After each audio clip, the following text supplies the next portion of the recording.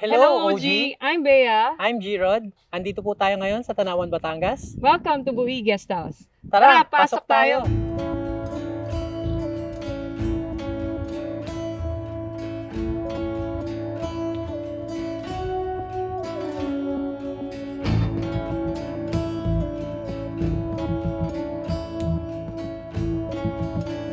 After graduating kasi, I started working in Manila. And then I usually find myself going back to the province kasi I'm looking for the provincial vibe. So naisip ko, since meron kaming lot and also yung father ko is into construction, he has this project, commercial building. I imagine na parang pwede na yung timing. Yung timing is meron ng lot, may labor, and meron na ring financial resources. So I gave it a go, and then saka namin stinart yung Buhi Guest House. I'm Bea Alejandro. I'm an airline employee. And I'm Giro De Leandro, a test engineer.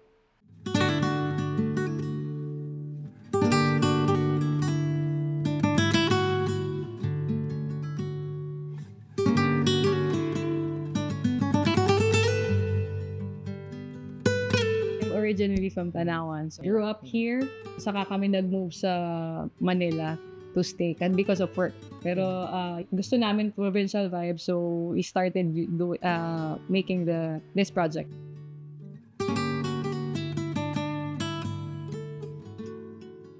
Buhi Guest House started when nag-isip ako ng plans for my vacation house.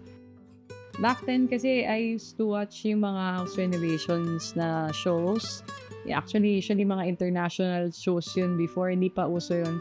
Nung I came across OG nga, doon ako nakakapanood ng mga, yung relatable kasi siya kasi nasa Philippines. So, some things naman kasi you can't apply sa Philippines. Pag nanood ka ng house renovation sa mga, like sa US, ganyan, you can't apply. Nung nakita ko yung sa OG, actually, ibang designs doon, ina-apply ko rin dito.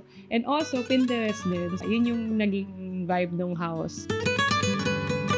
Ito talaga yung nakikita ko na gusto kong maging house. Gusto ko kasi more on simple side kasi ayoko na masyadong madaming nakikita. Gusto ko maliwalas lang tingnan, parang sobrang plain, na kapag nakita mo parang relax lang, ganun. So, ito talaga yung vibe na gusto ko. Pero eventually, parang nagbabago na rin yung trend eh. Parang may mga texture na lang and everything. So, I added a little texture and colors na lang din. Like, yung mga pillows and everything. Pero, yeah, may konting variation lang din. Pero, I'm more into this design po talaga. The lot area is 950 square meters, and then yung floor area natin, which is around 90 square meters, and then yung loft area natin is nasa 21 square meters din siya. Total is 111. So bago po tayo pumasok, ang sasalubong po sa inyo ay ang aming porch area. This is a rattan set, and then kung hindi nyo po na itatanong, ito po ang aking favorite spot. May overlooking po kasi ng Mount Makiling at sobrang relaxing dito while drinking your coffee. On this side, we have the outdoor dining area, which can sit up to 6 persons. And this area can be convertible into bar area. And we also have here the retractable awning.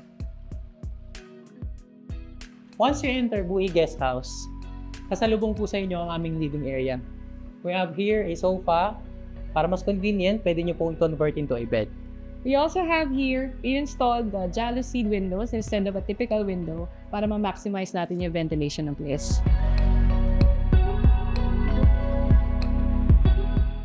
Dito naman sa area na to is the indoor dining area, which can sit up to 3 persons. And right in this area, we have the fully functional kitchen. Adjacent to this place, we have the outdoor dining area, which I've mentioned earlier, can be converted into a bar. Next to the kitchen, we have the toilet and bath, which is equipped with shower enclosure and water heater.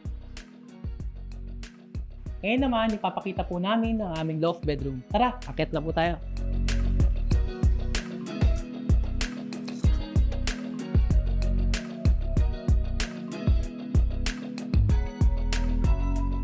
So here is our loft bedroom, which has a king-size bed and a tatami sofa bed. Meron din siyang aircon dito at merong curtain para ma-enclose ang ating lamig. Also to add, we installed a jalousie para po tuloy-tuloy pa rin ang ventilation dito sa itaas. For the materials, we use the wood flooring instead of yung mga typical na vinyl tiles kasi sabi ng tatay ko kasi I usually consult him sa mga construction, sabi niya mas durable pag tiles talaga, so yun yung sinuggest niya sa akin, and which we did. I look for a wood design para at least ma-achieve man lang yung design na gusto ko. And as for the doors naman, I opted for a swing door kasi yung hangin dito sa area is very strong kasi gusto kong i-maximize yung ventilation ng place na to. So we use the swing door instead yung mga sliding doors kasi minsan na-restrict yung pasok ng hangin pag sliding doors. Also for the windows, we opted to have the jalousie, which is, sabi nila underrated daw yung jalousie, but dahil nga nanonood ako ng mga videos, they said maganda yung jalousie for like place like this para sa ventilation ng lugar. Also yung dun sa loft area natin, we have a gap, upper ceiling and lower ceiling. We use jalousie din para at least man lang yung hangin pumasok din sa loft area, hindi siya enclosed talaga ng ganun. Kahit nasa taas siya, well ventilated pa rin because of the jalousie windows.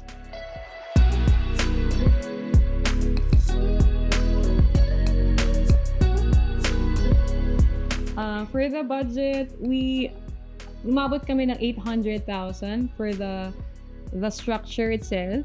Kapag kasama yung furniture and appliances, at almost 1 million.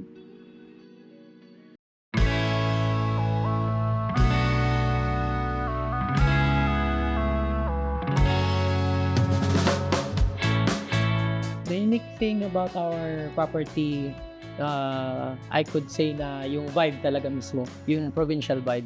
Kasi kapag nandito din naman kami, kumbaga sobrang chill, sobrang relaxing lang ng place din talaga, which is one of the things na hinahanap ng mga tao ngayon is yung makapag-relax ka talaga pagka nasa ibang lugar ka. Especially pagka you're in Manila and then gusto mo ng konting separation from the city, punta ka sa lugar na to para at least ma-relax talaga yung mind and yung heart mo. Yung provincial vibe talaga is the uniqueness of Buhi. And also yung how we came up with this project kasi this is a family project. So everyone played their role making this project. Like yung father ko is like the overall management of the construction, siya talaga in charge doon. So that's hats off to him na ginagawa niya yun. And also to my mother, she closely tracks the budget. They made it possible. Ako naman, more on the designing myself kasi ako talaga yung kumuha ng mga materials. Like, I like this material. Doon sila na yung nag-a-apply kung saan sila na yung naglalagay ng mga gusto kong materials. So yeah, yun yung uniqueness niya is this is a family project. One of the challenges that we had is yung monitoring ng construction. Since we work nga sa Manila and hindi kami nagiging hands-on sa pag-construct nito, we rely on my tatay and my nanay kasi sila talaga yung overall in charge kasi wala kami dito. So, lahat ng mga nangyayari, like pag may problema, through call lang or video call, hindi namin siya ma-resolve na kami talaga personally kasi wala kami dito. But, that's why thankful kami na we have our parents to foresee the construction. For our future plans, since malaki pa rin kasi talaga yung lote na vacant, kumbaga, we're planning to put a tipping pool that hindi siguro ganun kalaki pero at least meron siyang parang swimming pool pa rin talaga within the area. And then yung RV which is in the making. So meron din kaming may project din yung si tatay na RV. And then lastly siguro yung ano lang din dun sa hobby lang din kasi namin which is yung sa pickleball. Lahat ng family members kasi namin plays pickleball. So we want to incorporate also the pickleball court dito sa Buhi para at least man lang we get together then they can play ganun. So more on sa family talaga namin yung na nabuo tong buhis. For me, siguro nga, yung patience, kasi hindi naman lahat ng nangyayari is aayon sa plano mo.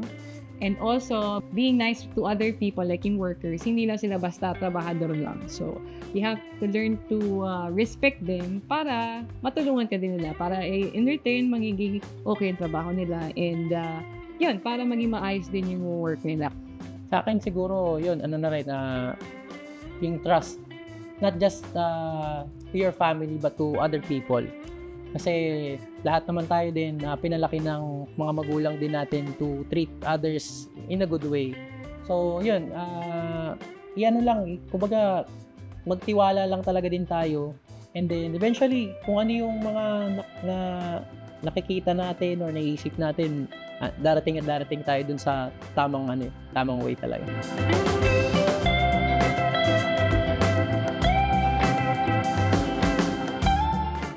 Take those chances and take those opportunities.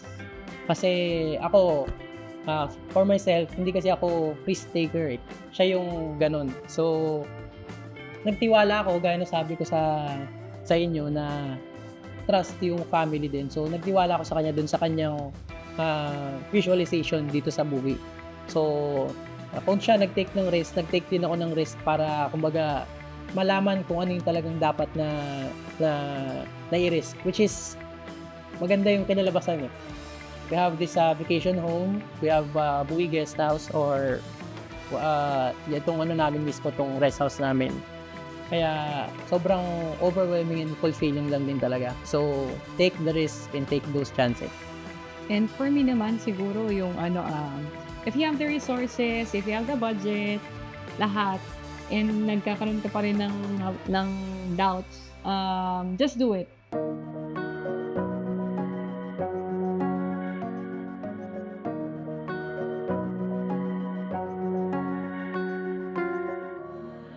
Nung nakita ko talaga, sabi ko, it's all worth it. Sabi ko, lahat ng pagod, lahat ng gastos, parang, eto na yun eh. Parang, hindi ko nung pinangarap magkaroon ng malaking house. Pero, nung nagawa to, I was so thankful to everybody, especially my father, at saka yung mga workers na gumawa nito. Kasi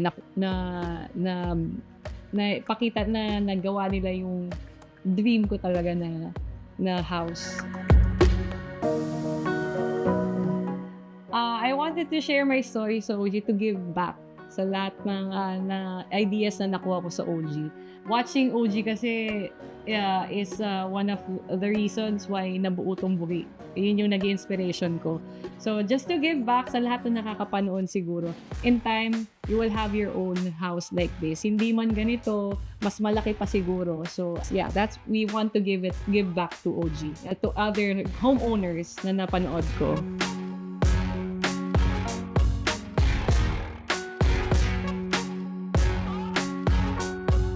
Want to share your house and get featured? Email us at stories.onlygood@gmail.com and tell us about your interesting home story. For more videos like this, subscribe to OG and be part of the community.